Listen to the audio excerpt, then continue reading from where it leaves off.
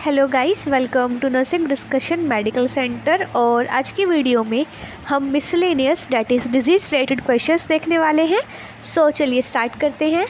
हमारा first question है, congenital absence और closure of a normal body orifice और ट्यूबुलर ऑर्गन इज़ कॉल्ड। आपको बताना है कॉन्जेनाइटल एब्सेंस यानी कि बाय बर्थ जो है एब्सेंस है, जो क्लोजर मतलब जो हमारे नॉर्मल बॉडी ऑरिफिस होते हैं, जो ट्यूबुलर ऑर्गन है उसका ठीक से क्लोजर नहीं हो पाया, उसकी जो है एब्सेंस है, तो उसको हम क्या बोलते हैं। आपके ऑप्शंस है फिस्टुला, एटरेसिया, हर्निया या फिर स्टेनोसिस। तो सोचिए आप इसका राइट आंसर क्या हो सकता है। And the right answer for this question is atresia. Fistula जो होता है यह एक एबनॉर्मल कनेक्शन होता है बिटवीन टू होलो ऑर्गन्स और स्पेसिस। वहीं हर्निया जो होता है, हर्निया एक एबनॉर्मल एग्जिट होता है टिश्यूज़ के बीच में और हमारे ऑर्गन जैसे कि bowel through the wall of cavity in which it normally resides. और अगर हम स्टेनोसिस की बात करें तो स्टेनोसिस मतलब होता है abnormal narrowing passage in the body. और हमारा एटरेसिया क्या होता है, कॉन्जेनाइटल एब्सेंस होती है, जो हमारे नॉर्मल बॉडी ऑरिफिस होते हैं उसका ठीक से क्लोजर नहीं हो पाता। Now let's move on to the next question. हमारा नेक्स्ट क्वेश्चन है, during the time of any infection what will happen to the WBC count. आपको बताना है एक इन्फेक्शन के दौरान जो WBC काउंट होते हैं उनके साथ क्या होता है। WBC stands for white blood cells. आपके ऑप्शंस है इंक्रीज्ड, डिक्रीज्ड, रेमेन अनचेंज्ड या फिर फ्लक्चुएटिंग। आपको बताना है इन्फेक्शन के दौरान जो WBCs हैं उसके साथ क्या होता है। तो आप सोचिए जो WBCs हैं उनके साथ क्या होगा, वो अनचेंज रहेंगी, फ्लक्चुएट होती रहेंगी, डिक्रीज़ हो जाएंगी या इंक्रीज़ होंगी। So the right answer for this question is increased. किसी भी इन्फेक्शन के दौरान जो WBCs होती हैं वो इंक्रीज़ होती है। जो WBCs होती हैं वो फाइटर सेल्स होती हैं हमारे ब्लड में। अगर कोई भी पर्सन इन्फेक्ट होता है किसी भी इन्फेक्शन से तो जो WBCs काउंट होती है वो सबसे पहले इंक्रीज़ होती है। Now the third question is, which of the following is the unit of measurement in bacteriology। आपको बताना है बैक्टीरियोलॉजी में हम किस यूनिट का यूज़ करते हैं। आपके ऑप्शंस है जूल, न्यूटन, माइक्रोन या फिर पास्कल। तो सोचिए आप इसका राइट आंसर क्या हो सकता है। And the right answer for this question is micron. Micron जो होता है वो यूनिट होता है मेजरमेंट इन बैक्टीरियोलॉजी और जूल जो है वो यूनिट होती है हमारी एनर्जी की। वही न्यूटन जो होता है वो यूनिट होती है फोर्स की और पास्कल जो है वो यूनिट होती है प्रेशर की। Now the fourth question is, presence of fresh blood in the stool is known as. आपको बताना है स्टूल में फ्रेश ब्लड का प्रेजेंस होना उसको क्या कहा जाता है। आपके ऑप्शंस है हिमेटोसीजिया, मेलिना, हिमोप्टोसिस या फिर हीमैचुरिया। तो आप सोचिए इसका राइट आंसर क्या हो सकता है। Presence of fresh blood in the stool is known as haemoptysis, haematuria, melaena या फिर haematochezia. And the right answer for this question is haematochezia. अगर जो प्रेजेंस होती है फ्रेश ब्लड की स्टूल में उसको हम हिमेटोसीजिया बोलते हैं। अगर अपर GI ट्रैक्ट ब्लीडिंग होती है, रिजल्ट्स होता है इन डार्क स्टूल जिसको हम क्या बोलते हैं, मेलिना। और अगर जो है हमारा स्पूटम में ब्लड दिखाई देता है उसको हम हिमोप्टोसिस बोलते हैं। और अगर यूरिन में ब्लड आता है तो उसे हम हीमैचुरिया बोलते हैं। Now let's move on to the next question. The fifth question is, difficulty in breathing is known as. आपको बताना है ब्रीथिंग में डिफ़िकल्टी को हम क्या बोलते हैं। आपके ऑप्शंस हैं डिस्निया, डिस्फेजिया, डिस्पेप्सिया या फिर डिस्फोनिया। तो आप सोचिए इसका राइट आंसर क्या हो सकता है। Difficulty in breathing is known as and the right answer is it's dyspnoea. Difficulty in swallowing को हम डिस्फेजिया बोलते हैं। डिफ़िकल्टी इन डाइजेशन उसको हम डिस्पेप्सिया बोलते हैं।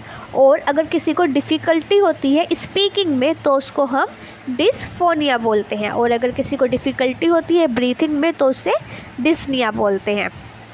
Now the sixth question is, brown crust forms on the lip and teeth is known as. आपको बताना है जो ब्राउन क्रस्ट फॉर्म होती है लिप्स और टीथ पे उसको क्या बोलते हैं। आपके ऑप्शंस है सॉर्ड्स, हैलिटोसिस, क्लोसिस या फिर calculus.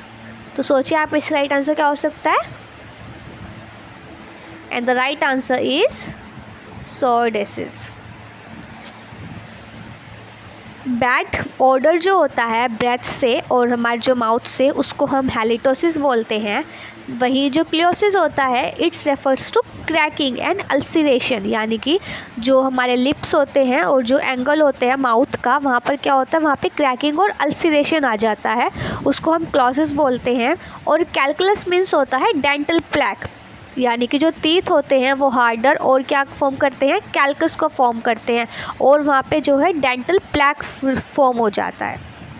Now the 7th question is third yellow drainage from the wound is known as. Sorry, it was thick yellow drainage from the wound is known as. आपको बताना है जो थिक येलो ड्रेनेज होती है wound से उसको हम क्या बोलते हैं। आपके ऑप्शंस है सैंग्विनस, सीरस सैंग्विनस, सीरस या फिर प्यूरुलेंट। तो सोचिए आप इसका राइट आंसर क्या हो सकता है। And the right answer for this question is purulent. Clear and watery discharge को हम सीरस बोलते हैं। सैंग्विनस डिजीज जो होती है वो फ्रेश ब्लड होता है जो कि प्रीवैलेंट होता है अमोंग डीप वुंड्स, जो ज़्यादा गहरे वुंड्स होते हैं और क्या होते हैं, पार्शियल थिकनेस या फिर फुल पार्शियल थिकनेस के होते हैं।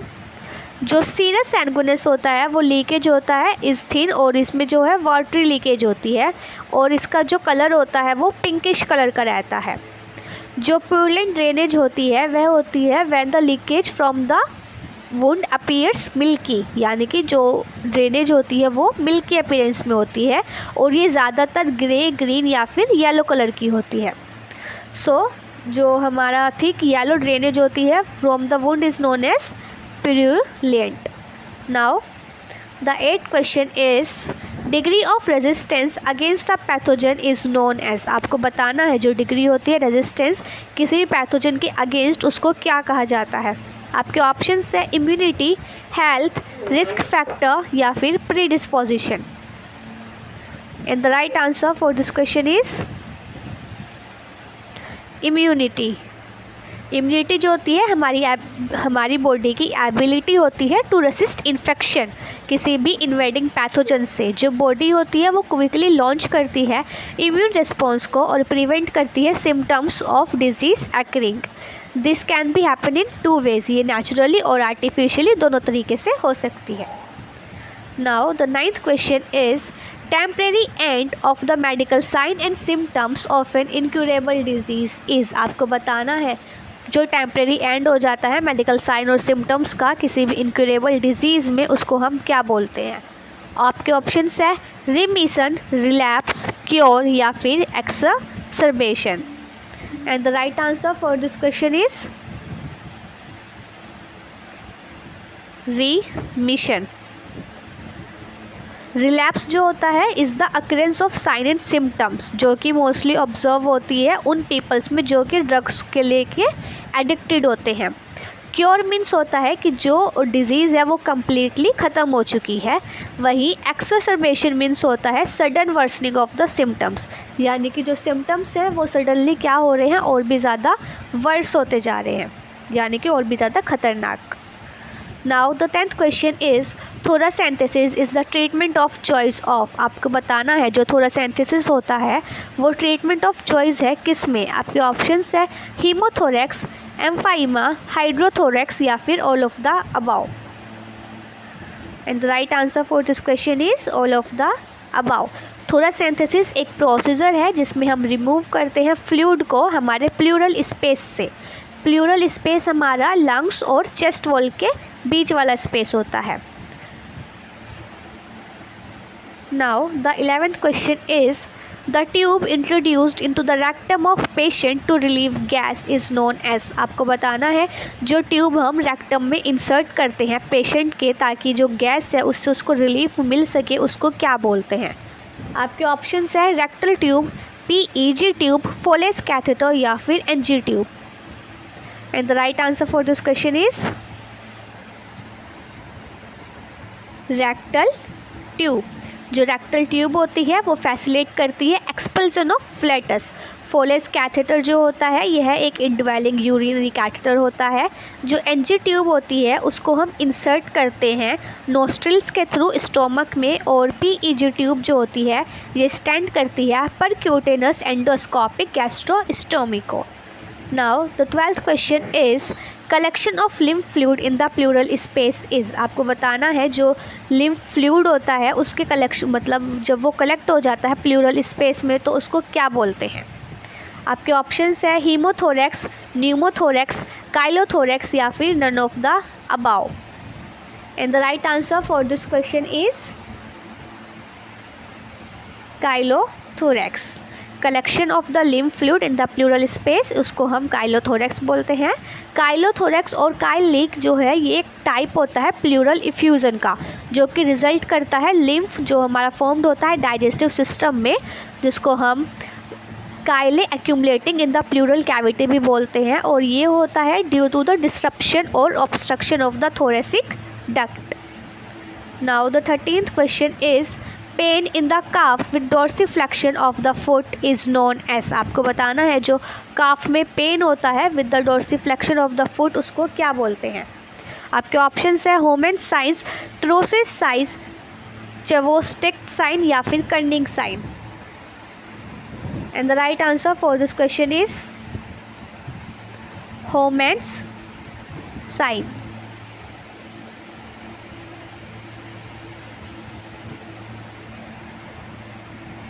जो पेन होता है डोर्सिफ्लेक्शन ऑफ द फुट उसको हम होमेन साइन बोलते हैं। होमेन साइन जो होता है वो इंडिकेट करता है थ्रोम्बोफ्लेबाइटिस को और थ्रोम्बिस को in the deep vein thrombosis. Now the 14th question is type of illness characterised by short duration is. आपको बताना है जो शॉर्ट ड्यूरेशन के लिए इलनेस आती है उसको क्या कहते हैं। आपके ऑप्शंस है एक्यूट, क्रॉनिक, मेजर या फिर minor. And the right answer is acute. जो भी डिजीज़ लेस देन 6 मंथ्स के लिए होती है उनको एक्यूट और सब एक्यूट बोला जाता है। वही जो डिजीज़ 6 मंथ्स से ज़्यादा टाइम के लिए अगर होती है उनको क्रोनिक बोलते हैं। Now the 15th question is clinical manifestation of increased ICP includes. जो क्लिनिकल मैनिफेस्टेशन होता है increased ICP that is intracranial pressure वह इंक्लूड करता है। आपके ऑप्शंस है vomiting, headache, blurring of vision या फिर all of the above. And the right answer is all of the above. Now the 16th question is bleeding from the nose is known as. आपको बताना है knows से bleeding को हम क्या बोलते हैं। आपके ऑप्शंस है एपिस्टैक्सिस, हिमोप्टिसिस, हिमेटेमेसिस या फिर haematuria. And the right answer for this question is epistaxis. Epistaxis जो है उसको ब्लीडिंग फ्रॉम द नोज भी कहा जाता है, और ये 2 कैटेगरीज में डिवाइड रहती है डेट इज़ एंटीरियर ब्लीड और पोस्टीरियर ब्लीड। और ये जो है ये डिपेंड करती है on the basis of site, मतलब कि जो ब्लीडिंग है वह कहाँ से ओरिजिनेट हो रही है। Now the 17th question is the most common presentation in portal hypertension is. जो मोस्ट कॉमन प्रेजेंटेशन होती है पोर्टल हाइपरटेंशन में वह क्या है। आपके ऑप्शंस है epistaxis, haematemesis, elevated blood pressure या फिर confusion. And the right answer for this question is haematemesis. Now the 18th question is inflammation of the tongue is known as. Tongue की inflammation को क्या बोला जाता है। आपके ऑप्शंस है गिंगेवाइटिस, ग्लोसाइटिस, पैरोटाइटिस या फिर stomatitis. And the right answer for this question is ग्लोसेआइटिस।